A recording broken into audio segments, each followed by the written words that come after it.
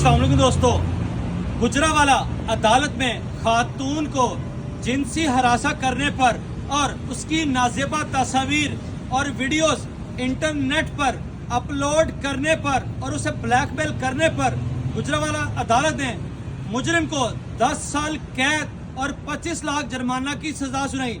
2021 में इसके ऊपर मुकदमा दर्ज हुआ। इस मुजरिम के ऊपर जो खातून थी जिसको हरासा किया गया, उसने साइबर क्राइम में एप्लीकेशन दी और 1 साल बाद इस मुजरिम का फैसला हुआ और जज साहब ने इसे खातून को हरासा करने पर, ब्लैकमेल करने पर, इसकी नाजेबा वीडियोस अपलोड करने पर मुजरिम को 10 साल कैद और 25 लाख जुर्माना की सजा सुनाई। अगर कोई शख्स किसी औरत को ब्लैकमेल करता है उसकी नाजेबा तस्वीर की वजह से, उसकी वीडियोस की वजह से, तो वो बाज आ जाए, नहीं तो आपको भी 10 साल कैद और 25 लाख जुर्माना की सजा हो सकती है।